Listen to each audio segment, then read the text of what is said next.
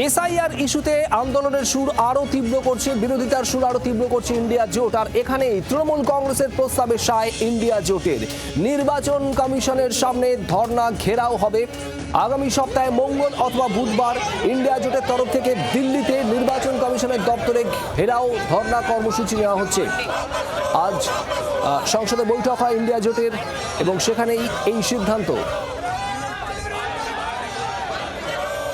রাজীব চক্রবর্তী আমাদের প্রতিনিধি রয়েছেন সরাসরি। রাজীব, একদিকে আঞ্চলিক দলগুলো ইন্ডিয়া জোটের মধ্যে তারা নিজেদের ভাষায় কথা বলবেন, আর এবার নির্বাচন কমিশন ঘেরাওয়ের সিদ্ধান্ত, ঠিক কি বলা হচ্ছে?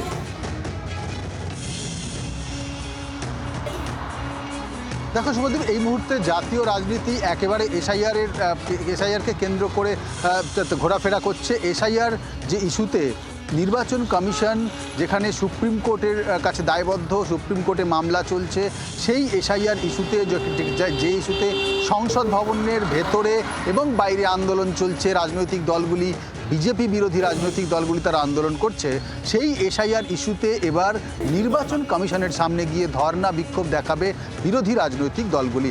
এই কর্মসূচি ঠিক হয়েছে আগামী সপ্তাহের মঙ্গল অথবা বুধবার।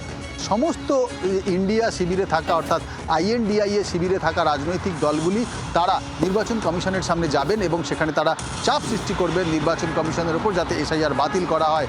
অন্তত পক্ষে সুপ্রিম কোর্ট যে নির্দেশ দিয়েছে অর্থাৎ ভোটার কার্ড, আধার কার্ড এবং রেশন কার্ড, এই তিনটি যে পরিচয়পত্র, সেই পরিচয়পত্রগুলিকে যাতে মান্যতা দেওয়া হয় এই বিষয়গুলি নিয়ে। এক্ষেত্রে তোমাকে জানিয়ে রাখি যে তৃণমূল কংগ্রেসের তরফ থেকে আগেই ঠিক করা হয়েছিল তারা নির্বাচন কমিশনের সামনে যাবেন এবং ধর্ণা দেখাবেন।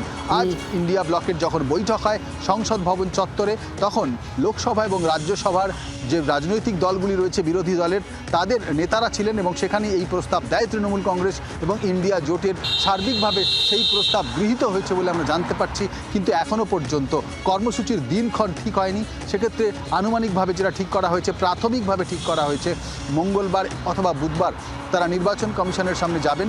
এক্ষেত্রে তোমাকে বলে রাখি, যখন সুপ্রিম কোর্টে মামলা চলছে, যখন এসআইআর নিয়ে সারা দেশ উত্তাল, যখন বিহারে 65,20,000 ভোটারের নাম বাদ গিয়েছে, সেরকম একটা আবহে দাঁড়িয়ে, সেরকম একটা সময়ে দাঁড়িয়ে নির্বাচন কমিশনের সামনে বিজেপি বিরোধী রাজনৈতিক দলগুলির এই বিক্ষোভ যথেষ্ট গুরুত্বপূর্ণ এবং এই বিক্ষোভের তাৎপর্যও রয়েছে। তার কারণ বিহারে চলতি বছরই বিধানসভা নির্বাচন এবং তারপরেই পশ্চিমবঙ্গে বিধানসভা নির্বাচন রয়েছে। রাজীব, ধন্যবাদ। মঙ্গলবার অথবা বুধবার শেষে কি হয় নির্বাচন কমিশনের সামনে অবশ্যই আমাদের নজর থাকবে।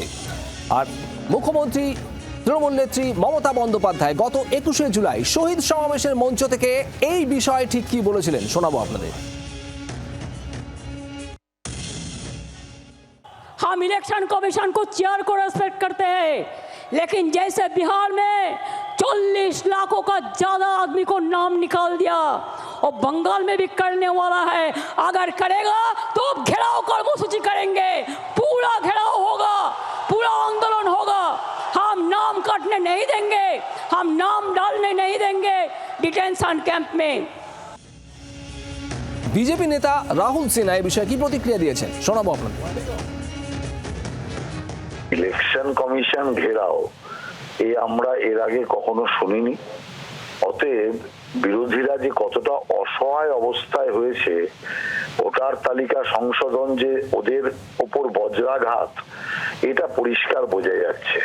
অর্থাৎ ভুয়া ভোটার এবং বিদেশি নাগরিকদের নাম ভোটার লিস্টে ওরাই যে ঢুকিয়েছে, এই পাপ কর্ম ওরাই যে করেছে, এটা আরো বেশি স্পষ্ট হয়ে গেল যে যে কোনো মূল্যে এই বিদেশি ভোটারদের নাম বাদ না দিতে পারলে এদের নির্বাচনে জেতার অবস্থা নেই, কারণ ভারতীয় নাগরিকের ভোট ওরা পাবে না। বাংলার আওয়াজ, বাঙালির আবেগ, জি 24 ঘন্টা।